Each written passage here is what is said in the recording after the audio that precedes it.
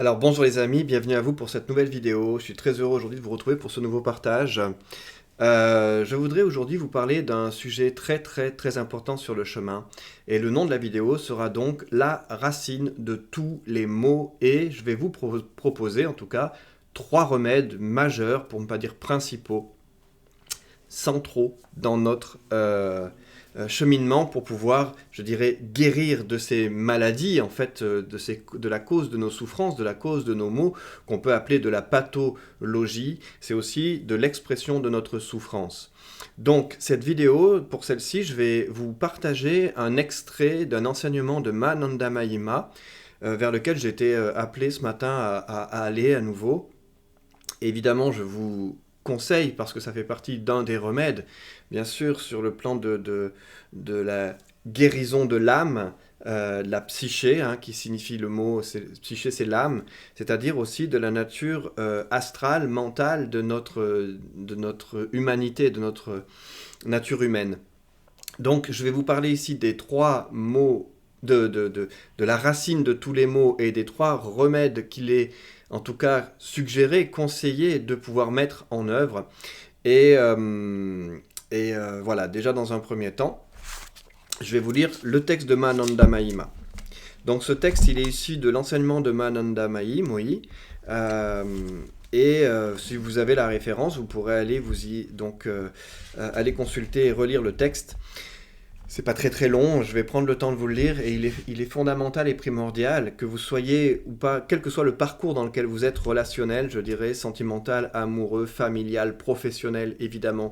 La racine, la cause, elle est toujours la même et c'est là l'importance aussi des enseignements que moi je suis amené à vous partager, à vous transmettre, comme d'autres sur le chemin, pour accompagner, je dirais, cette libération, cette guérison, je dirais ce déracinement d'une certaine manière de la cause, de l'arbre, du mal en soi, des douleurs, des souffrances en soi-même.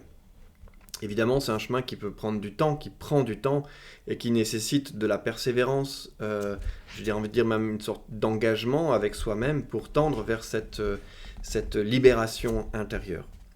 Donc c'est une psychologue européenne, donc c'est intéressant dans notre sujet. Les psychologues, donc ils posent une question, ou qui expriment quelque chose. Les psychologues soignent leurs malades en leur parlant. Il semble que ce qui émane de vous guérit les gens sans une parole. Donc Mananda Mahima, comme d'autres grands sages, grands saints en fait aussi, contribue à la libération par le silence. Le silence, on pourrait dire, dans l'expression de sa pureté, à l'image de Mananda Mahima, de Ramana Maharshi, d'autres saints et d'autres êtres, je dirais, réalisés dans leur nature véritable, profonde, eh bien, en effet, font preuve de silence. Et il y a des silences qui sont vraiment dans une émanation libératrice profonde parce qu'elle vient toucher notre cœur intérieur et nous rappelle à notre propre profondeur silencieuse, c'est-à-dire la source de toute forme de manifestation et de vie. Donc ces silences-là, c'est ce que moi j'appelle le silence d'or. Et le verbe qui va pouvoir parfois être nécessaire, comme ici Mananda Mahima exprime des choses, donc ça veut dire qu'elle utilise aussi le verbe pour pointer vers la direction du silence. Ça, c'est aussi à ne pas rejeter l'importance du verbe, que moi j'appelle le verbe créateur-guérisseur ou libérateur, mais qui mène vers, je dirais, l'espace de la libération, donc de la guérison. Donc le verbe est un moyen pour tendre vers l'espace du silence, qui lui, je dirais, est la nature même de la guérison. Donc, qui peut-on qualifier de normal dans ce monde? Chacun semble avoir son brin de folie, et pour certains c'est l'argent, pour d'autres c'est la beauté, pour d'autres c'est la musique, leurs enfants, etc. Personne n'est tout à fait équilibré. Donc je trouve intéressant déjà cette introduction de voir que nous sommes en fait des êtres déséquilibrés, en déséquilibre, qui cherchent sans cesse à maintenir une stabilité, un équilibre. Et j'aime beaucoup quand même cette référence de la marche à pied, qui est en effet une succession de déséquilibres qui nous permettent d'avancer sur le chemin. Donc le déséquilibre est un vecteur d'évolution. De la même manière que sur le vélo, il y a un déséquilibre et le fait de donner une dynamique, de donner un rythme, ça va générer en effet une stabilité dans le mouvement. Et ça, c'est du coup très important d'observer qu'en soi, notre déséquilibre peut être je dirais, au service de la chute ou au service du mouvement et donc du déplacement. Donc le fait d'avancer et de garder une stabilité à l'intérieur de soi. Ça veut dire que donc le déséquilibre peut être au service de la stabilité. Vous voyez, c'est toutes des conceptions, des principes qui sont peut-être pas souvent abordés de cette manière-là. Et donc on essaye de lutter, et je me répète, c'est vrai, mais je le dis si souvent, on essaye de lutter contre des problèmes qui n'en sont pas, c'est-à-dire qu'on fait de certaines situations comme des problèmes qu'on cherche à résoudre, alors qu'ils sont des moyens et des vecteurs de résolution de quelque chose qui est en cours. Et c'est ça l'état d'esprit qui va vraiment vous changer. On est déjà dans un des remèdes parmi les trois par rapport aux mots. La racine de tous les mots, ça c'en est un. L'état d'esprit dans lequel je considère ce qui m'arrive, ce que je vis, l'expérience que j'ai et que j'en fais. Ça n'a rien à voir avec les conditions en tant que telles, tout a à voir avec l'état d'esprit dans lequel je suis dans ces conditions. C'est ça qui fait toute la différence. Alors, donc, quel remède apporter, demande la psychologue, à cette notion de tout à fait, nous ne sommes pas tout à fait équilibrés, nous sommes tous des êtres plus ou moins équilibrés, déséquilibrés. L'on n'arrose pas les feuilles d'un arbre, mais ses racines, répond Ma. De même, il faut attaquer le problème à ses racines, qui pour l'homme sont dans le cerveau. Le remède à toute maladie est donc de calmer le mental. Alors tout sera en harmonie physiquement et psychologiquement. Donc là, c'est déjà du coup un des remèdes par rapport à la cause de tous les maux. Tous les maux sont en effet résident dans le mental, même s'ils s'expriment à travers le corps physique et le corps émotionnel. On pourrait dire le corps astral si vous voulez. Donc le corps mental, le corps émotionnel et le corps physique étant interdépendants tous les trois, et bien nécessairement celui qui précède le corps émotionnel et celui qui précède le corps physique, c'est le corps mental. Donc on peut dire qu'à cet endroit-là se tient la racine. La racine de quoi? De la séparation. La séparation, je dirais, avec la nature unifiée, unitaire de l'être. Donc, comment se calme le mental? Comment, demande la psychologue? En suivant le chemin qui amène à prendre conscience de qui je suis, qui suis-je. Donc en effet, c'est identifier aussi l'origine primordiale de notre nature d'être. Donc, vos cheveux ont blanchi, votre corps jeune autrefois a vieilli et ne durera pas toujours. Ça, c'est aussi important. On préserve au mieux la durée de l'incarnation du corps qui est le véhicule de notre esprit. Néanmoins, ce corps est destiné à mourir en tant que corps, c'est-à-dire à transmuter, à changer d'état. Il n'est pas le moi réel. L'homme doit donc découvrir qui il est en réalité. S'il essaie d'y parvenir, son mental recevra la nourriture propre à le calmer. Donc, le remède, je dirais, central parmi les trois remèdes proposés par la suite, les deux autres, c'est cette notion de reconnaissance de qui je suis en vérité. Et ça passe par la reconnaissance aussi de qui je ne suis pas. Je ne suis pas ce corps, je ne suis pas cette émotion, je ne suis pas cette sensation, je ne suis pas ce sentiment, je ne suis pas cette pensée. Toutes ces manifestations sont impermanentes en tant que telles, et donc elles ne font que passer, comme on dit, traverser dans notre champ de conscience. Donc elles apparaissent, elles disparaissent, et en tant que telles, je ne peux pas dire que je suis cela. Je ne suis pas le nuage, même si je vais vivre l'expérience du nuage. Donc je vais avoir un temps d'identification au nuage, sans que ça m'enferme dans l'identité du nuage. Mais ça veut dire que ma nature, elle, contient ou se trouve être l'espace dans lequel apparaît le nuage. On pourrait appeler ça, pour donner une autre image, le ciel. Qu'on pourrait appeler la conscience, pour garder une parabole.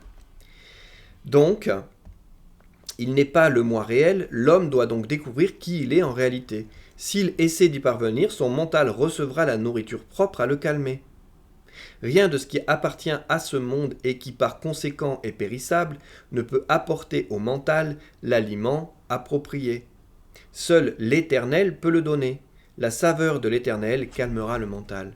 Donc ici, cette modalité première, et je viendrai vous aborder les deux autres modalités, qui vont accompagner cette modalité première, centrale on pourrait dire, c'est vraiment cette notion de reliance. C'est là où on parle de la prière. La prière, c'est la reliance, c'est se relier intérieurement. C'est pour ça qu'on appelle ça la religion.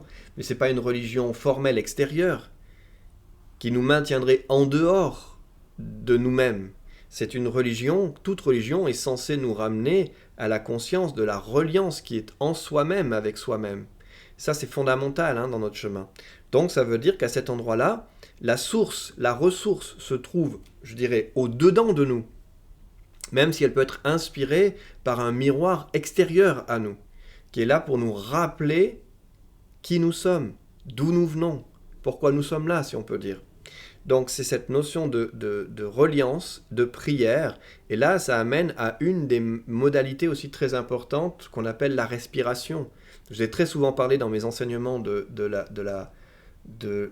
l'importance majeure de la respiration, le souffle, de la concentration, de l'attention sur le souffle. C'est tous les enseignements traditionnels nous enseignent la même chose. Il n'y a pas 1000 secrets. Il n'y en a pas 10 000 en réalité. Il n'y en a même pas vraiment de secret. C'est juste une réalisation que tout se tient dans le souffle. L'esprit, spirit, spiritus, souffle. La respiration. Et la reliance. La concentration sur la cause primordiale.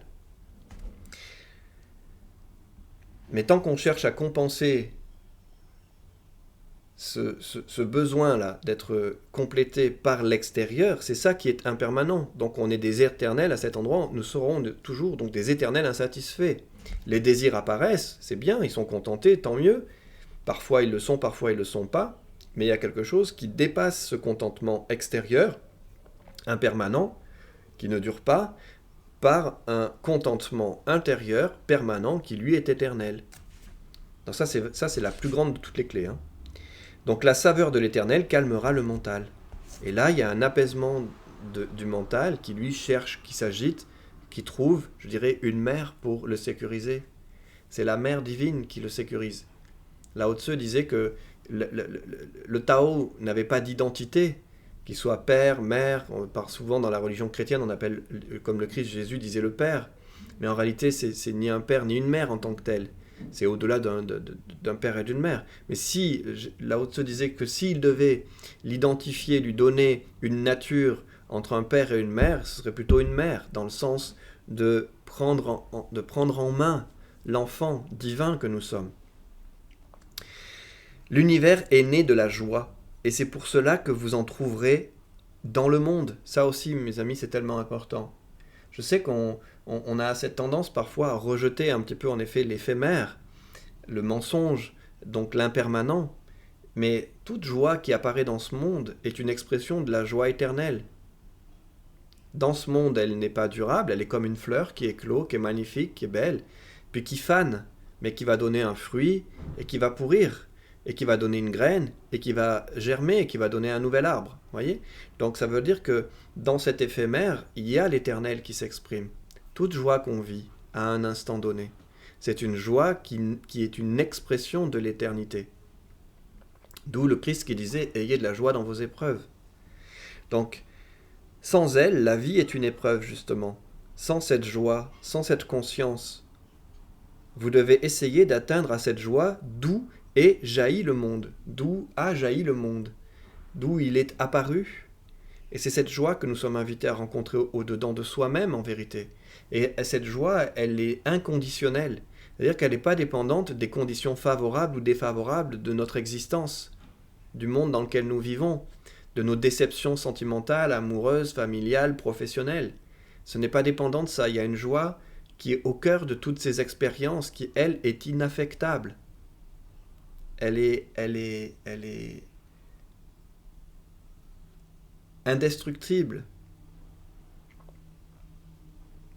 Quel est l'apport particulier de la femme ? Quel est l'apport particulier de la femme ? Une femme est essentiellement une mère.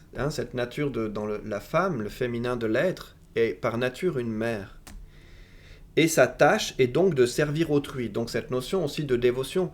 Souvent, on a, en effet, dans notre système, surtout dans notre culture occidentale, en effet, nous mettons en lumière par la psychologie, l'approche psychologique, la notion du sauveur, et donc du sacrifice du sauveur, sacrificiel, au détriment de soi. Et c'est vrai qu'à ce moment-là, il y a un oubli de soi, mais pas un oubli de moi.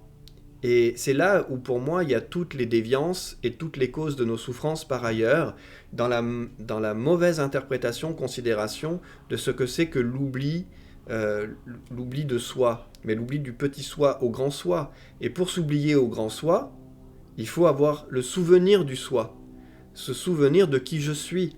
C'est dans le souvenir de l'essence de l'être que je suis que je peux m'abandonner, et à ce moment-là, c'est être dans l'oubli de moi. Parce que le moi, c'est fondu dans l'être qui est le soi. C'est ça qu'on peut appeler des fois la dissolution de l'ego, hein, mais pas au détriment de moi. C'est pas un service au détriment, parce que bien souvent, ce service au détriment est mu par une quête d'être aimé à l'extérieur, c'est-à-dire la première partie de ce qui est dit ici, le monde extérieur qui tente de contenter mon besoin intérieur. C'est plus les humains qui contentent mon besoin d'être aimé, en tant que tel. C'est le divin qui alimente cet amour en mon cœur et qui me permet de le rayonner. De le rayonner, de le donner, de le recevoir par ailleurs. De le partager, comme on pourrait dire. Donc c'est... ici, une femme est seulement une mère et sa tâche est donc de servir autrui. Puis, étant tout à la fois fille, épouse et mère, elle doit reconnaître l'unité des trois rôles. Très souvent en hypnose, quand je fais du travail sur les personnes qui viennent me voir en thérapie, on va souvent, pour les femmes comme pour les hommes, on va souvent rencontrer d'abord l'enfant, la fille ou le garçon, puis la femme, on va dire la femme qui serait l'épouse, hein, la notion d'altérité entre l'homme et la femme dans le sens époux-épouse, et on va rencontrer la mère, chez elle, et marier les trois énergies. Là, c'est la notion de l'enfant, de la femme et de la mère, la trinité de l'être féminin, et la trinité de l'être masculin, l'enfant, l'homme et le père en soi-même. Et c'est ça le chemin de la thérapie, c'est de pouvoir en soi-même tout d'abord, en tant que femme et en tant qu'homme, se réconcilier avec nos trois natures prédominantes, on pourrait dire, du féminin de l'être, de la fille, de la femme et de la mère, et chez le masculin, de se réconcilier avec l'enfant en lui, l'homme en lui, de rencontrer sa virilité, et le père en lui, son autorité.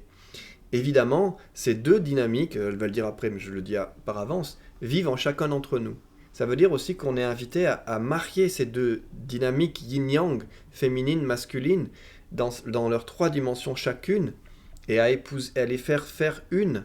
L'enfant intérieur dans sa dynamique garçon-fille, sensibilité, là où on pourrait voir aujourd'hui notre monde qui tente de vivre à l'extérieur encore, c'est là où il y a une amplification de chercher à l'extérieur l'androgynité, alors qu'elle se vit à l'intérieur de nous-mêmes. Et ça me fait penser à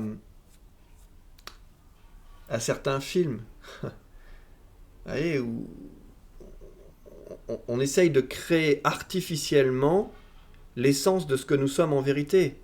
Et à mon sens, c'est un reflet, ce qui se passe aujourd'hui dans le monde, c'est un reflet de l'appel de l'âme, mais qui continue d'essayer de se construire à l'extérieur de soi-même. Ça me renvoie à l'image d'Édale et Icare, où on se met des ailes sur le dos pour tenter de devenir un aigle, un papillon.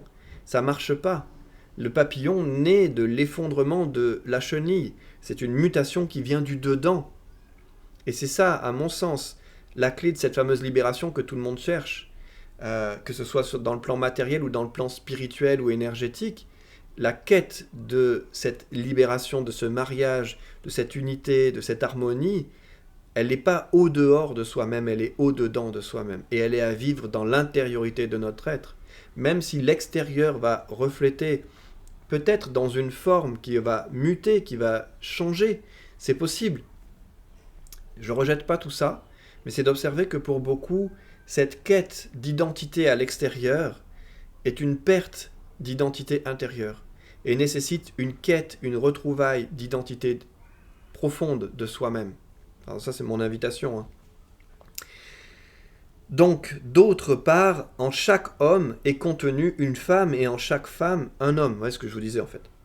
C'est pour cela que vous pouvez reconnaître les hommes et que les hommes peuvent reconnaître les femmes. Mes amis, ça me touche profondément de vous dire ça parce que c'est l'essence de mon travail, hein, de mon service. C'est vraiment de pouvoir être dans ce mariage sacré. Je sais que ça vous touche tous et toutes, surtout si vous vous reconnaissez dans un parcours dit de flamme jumelle. En réalité, on est là pour véritablement vivre ce mariage alchimique au-dedans de soi-même. profondément. Si on peut le vivre à l'extérieur, c'est magnifique. Cet extérieur pourra contribuer à le vivre à l'intérieur, c'est magnifique. Il y a une altérité, une interdépendance, et c'est merveilleux. Mais indépendamment de la condition extérieure, je me répète un peu, pardonnez-moi, ça se vit au-dedans de nous-mêmes, en chacun de nous. C'est-à-dire qu'il ne faut pas attendre d'avoir le bon terrain pour le vivre.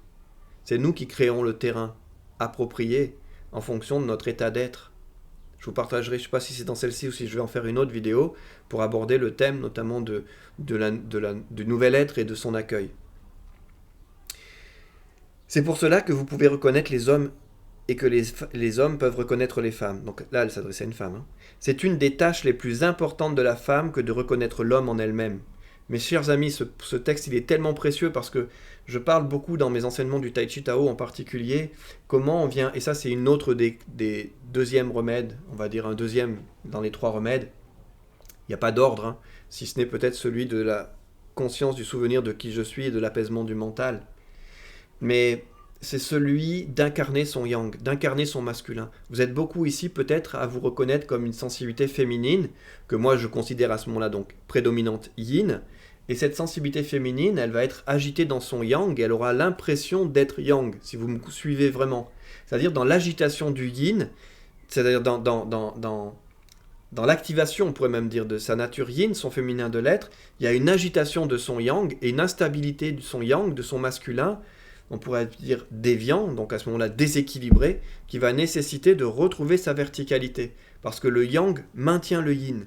C'est le yang qui permet au yin de pouvoir s'exprimer dans toute sa puissance sans nuire à l'intégrité de notre être. Vous comprenez vraiment ça, cette notion? C'est pour ça que dans le Tai Chi Tao en particulier, il y a une pratique très douce, très yin, très relationnelle, très sensuelle même, qui vient contacter, qui vient épouser, qui vient être dans la douceur de l'être, mais pour contacter notre yang, notre masculin, notre verticalité, et donc faire appel aussi à cette détermination.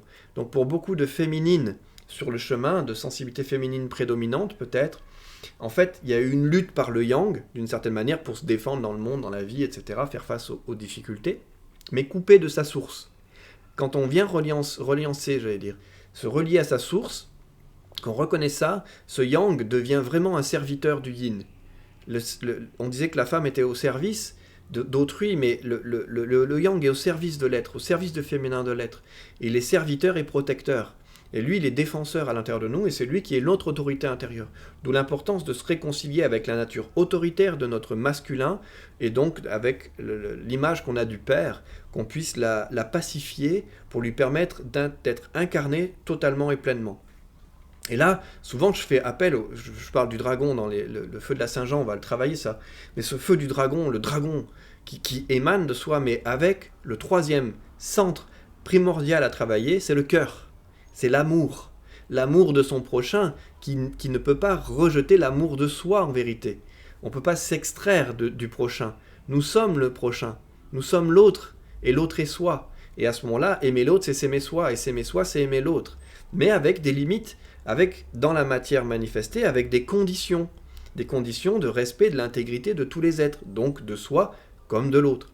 Et ça, c'est celui qui vient mettre des limites à l'amour inconditionnel qui nous habite, pour qu'il ne soit pas un amour qui va nous nuire en vérité, mais qui va honorer la vie que nous sommes. Donc, incarner son masculin pour les femmes, rencontrer son féminin pour les hommes, et vraiment unifier les deux, pas l'un au détriment de l'autre.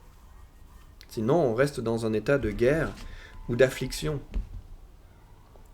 Donc, quel est l'apport particulier de l'homme maintenant?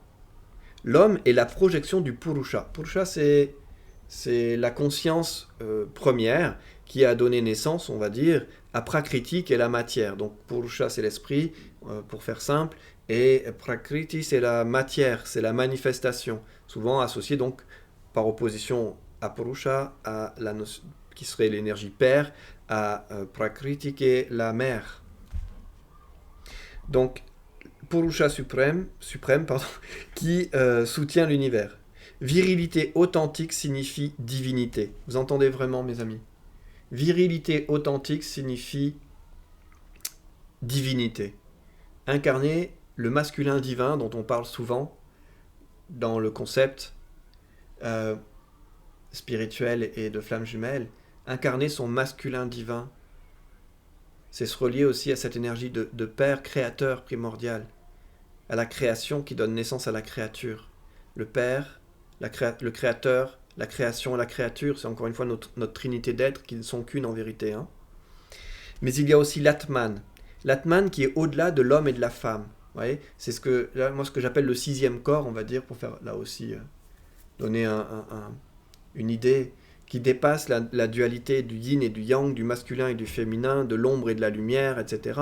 C'est quelque chose qui est au-delà. Ce que moi j'appelle la conscience christique, la conscience unifiée, la conscience unitaire, qui a transcendé la dualité de ce qu'on appelle le bien et le mal, l'ombre et la lumière, le gentil et le méchant, si on peut dire ça comme ça, l'inconscient et le conscient, qui a transcendé par la supraconscience, d'où la reliance, pour nous permettre de vivre en unité notre être. C'est-à-dire, c'est dans l'Atman qui se cache en lui. Chacun doit découvrir l'Atman qui se cache en lui. Tout être humain a pour tâche de dévoiler l'homme et la femme contenus en puissance en chacun de nous, et de réaliser l'Atman qui est au-delà de l'homme et de la femme. Chaque homme, ça vous l'avez sur mon blog, je pense qu'il n'est pas beaucoup exploré, mais je l'ai écrit il y a presque 10 ans, je ne sais plus, en 2017. Vraiment cette notion que chaque homme doit incarner la femme, chaque femme incarner l'homme. Quand chaque homme incarnera la femme et que chaque femme incarnera l'homme, alors à ce moment-là, on sera des hommes et des femmes à part entière, on sera dans l'unité de l'être humain que nous sommes, amenés, appelés à devenir. À devenir, c'est-à-dire à réaliser que nous sommes déjà en esprit. Nous sommes déjà en esprit. Nous sommes en train de devenir ce que nous sommes déjà. Nous devenons ce que nous sommes. Deviens ce que tu es. Nous devenons ce que nous sommes. On n'a jamais cessé d'être cela, mais on l'a oublié et on est invité à s'en rappeler, à s'en souvenir et à l'incarner, à faire corps avec. Alors les 3 remèdes pour finir cette vidéo, pour qu'elle soit pas trop longue, mes amis, mais que vous ayez le temps de l'intégrer, de la digérer, peut-être de la laisser insuffler son esprit en vous et surtout éveiller ce souvenir de vous-même, de cet état d'être que vous êtes de toute éternité. Parce qu'un enseignement, il n'est pas là pour donner, il est là pour révéler. Un enseignement n'est pas là pour donner quelque chose, il est là pour révéler la présence de ce quelque chose que je reçois. Alors les 3 remèdes. Premièrement, c'est lié au mental. Calmer le mental. Calmer le mental, c'est prendre conscience de ce que je ne suis pas, les pensées qui m'envahissent, et de ce que je suis, la conscience éternelle, primordiale, qui me donne par sa source. Alors je fais une descente. En réalité, c'est une émanation. Il n'y a pas de direction, il y a juste une présence. Et cette présence, elle peut être une descente, une intégration de la conscience divine qui vient calmer le mental, apaiser le mental. Pour permettre d'apaiser le mental, je l'ai vu avec certaines personnes en consultation qui avaient des agitations, qui avaient des troubles énergétiques, qui se sentaient parasitées. En réalité, c'est parce qu'elles sont trop dans l'esprit. Et certaines personnes, encore une fois, cherchent à chasser des démons qui sont juste une agitation mentale, qu'on va dire un champ magnétique qui se crée, parce qu'il n'y a pas une absorption dans la matière de la surtension électrique. C'est un peu complexe ce que je suis en train de vous dire peut-être, mais ayez-le à l'esprit que parfois, un parasitage mental, ça vient d'une surtension. On est un corps électrique, atomique, magnétique. Si on a cette conscience-là, parfois votre parasitage mental, il est lié à une surtension électrique. Ça veut dire qu'il y a l'électricité qui tourne, et elle ne trouve pas le moyen de s'exprimer, de sortir. Ça monte en pression, ça monte en tension, et ça fait péter les plombs. Disjoncter. Alors l'importance d'aller dans la matière, l'importance de se relier à la terre, comme tout appareil électrique, on va dire, a une prise de terre. Il y a un besoin de se relier à la terre. Et pour certaines personnes, c'est pas d'aller chercher le calme dans le ciel, c'est de le trouver par la terre. Parce que le calme, il nous est donné par le ciel, mais il n'a pas la place pour se poser. Donc il faut évacuer la surtension d'énergie pour permettre à l'esprit de se poser à l'intérieur de nous. On pourrait dire c'est vider la tasse de l'ancienneté pour accueillir la nouveauté.